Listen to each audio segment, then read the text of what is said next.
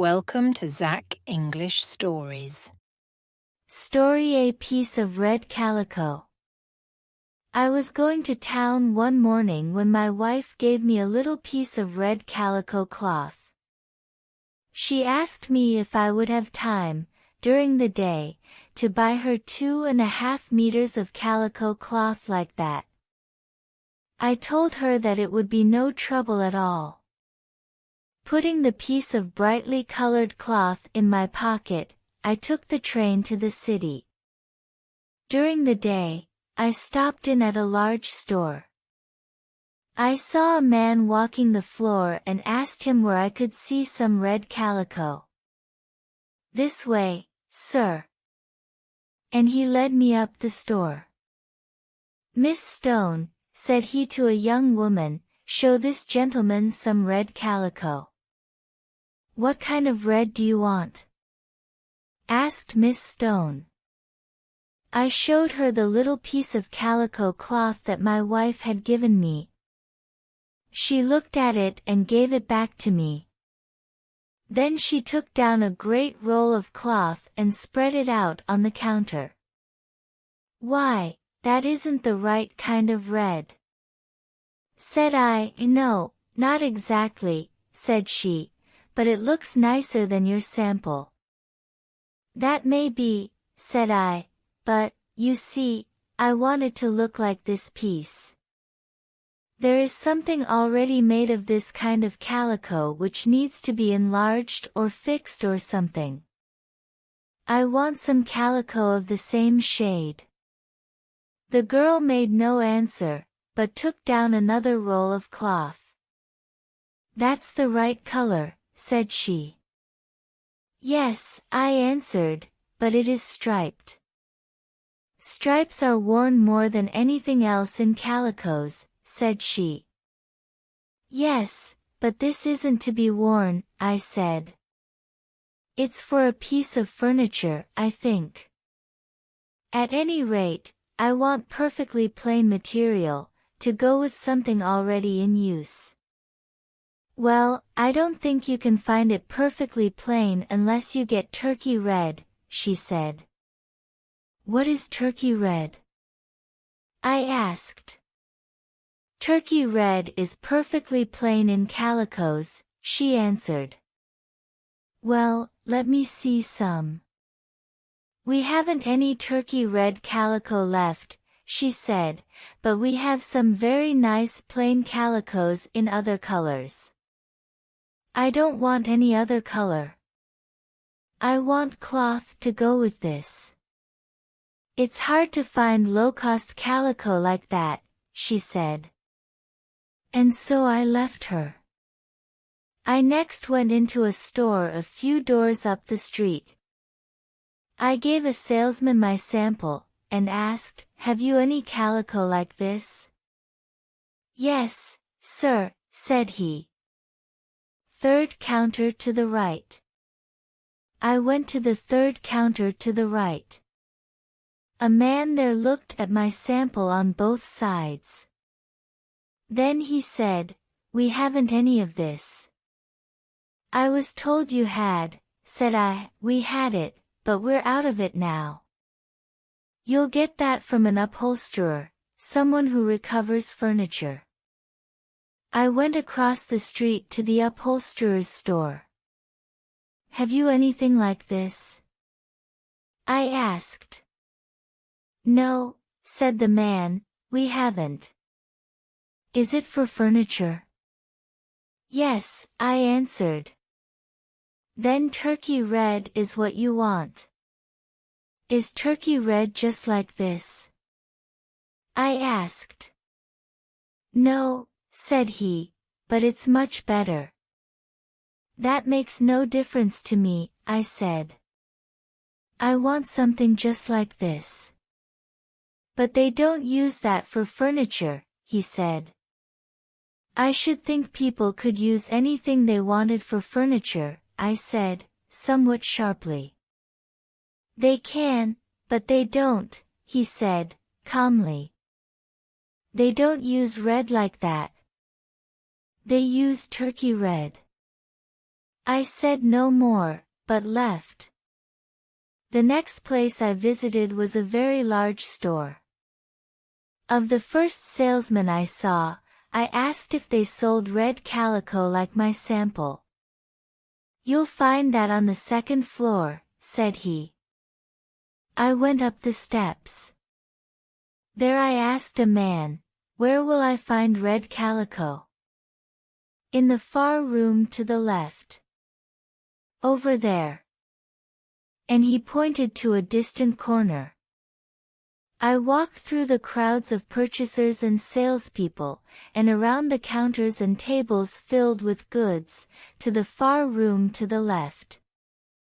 When I got there I asked for red calico. "The second counter down this side," said the man. I went there and produced my sample. "Calicos are downstairs," said the man. "They told me they were up here," I said. "Not these plain goods.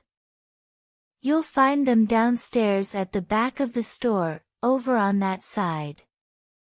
I went downstairs to the back of the store. "Where will I find red calico like this?" I asked. "Next counter but one," said the man, walking with me in the direction he pointed out.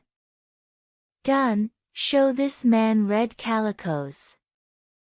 Mr. Dunn took my sample and looked at it. "We haven't this shade in that quality of goods," he said. "Well, do you have it in any quality of goods?" I asked. "Yes, we've got it finer." And he took down a piece of calico, and unrolled a meter or two of it on the counter. "That's not this shade," I said. "No," said he. "It is finer and the color is better." "I wanted to match this," I said. "I thought you didn't care about the match," said the salesman. "You said you didn't care for the quality of the goods. You know you can't match goods unless you take into consideration quality and color both. If you want that quality of goods in red, you ought to get turkey red." I did not think it necessary to answer this comment, but said, "Then you've got nothing like this?" "No, sir. But perhaps they may have it in the upholstery department on the 6th floor." So I got in the elevator and went to the 6th floor. "Have you any red material like this?" I said to a young man. "Red material? Upholstery department, other end of this floor." I went to the other end of the floor. "I want some red calico," I said to a man. "Furniture goods?" he asked. "Yes," said I. "Fourth counter to the left." I went to the fourth counter to the left, and showed my sample to a salesman. He looked at it, and said, "You'll get this down on the first floor, calico department." I went down in the elevator, and out on the street. I was completely sick of red calico. But I decided to make one more effort. My wife had bought her red calico not long before, and there must be some to be had somewhere. I should have asked her where she got it. But I thought a simple little thing like that could be bought anywhere. I went into another large store. As I entered the door, a sudden nervousness took hold of me. I just could not take out that piece of red calico again. If I had had any other kind of a cloth, I think I would have asked them if they could match that. But I stepped up to a young woman and presented my sample, with the usual question. "Back room, counter on the left," she said. I went there.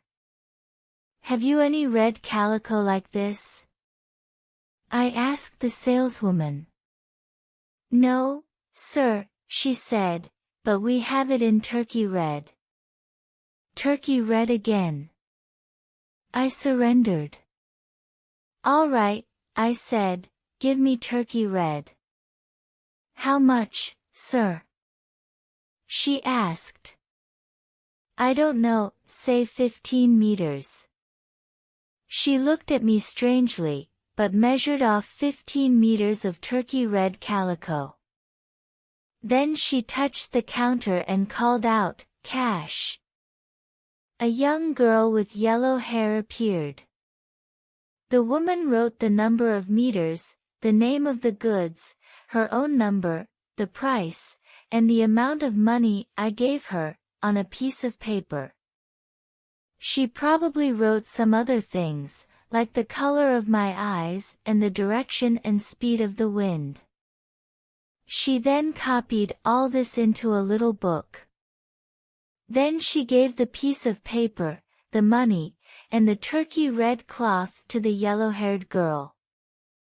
This girl copied the information into a little book she carried. Then she went away with the calico, the paper and the money. After a very long time, the girl came back, bringing the money I was owed and the package of turkey red calico. I returned to my office, but had time for very little work the rest of the day. When I reached home I gave the package of calico to my wife. She opened it and declared, "Why, this doesn't match the piece I gave you." "Match it!" I cried. "Oh, no. It doesn't match it. You didn't want that matched. You were mistaken. What you wanted was turkey red, third counter to the left. I mean, turkey red is what they use." My wife looked at me in surprise, and then I told her my troubles. "Well," said she, "this turkey red is much nicer looking than what I had.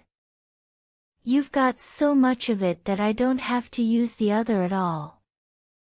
I wish I had thought of turkey red before." "I wish from the bottom of my heart you had," said I.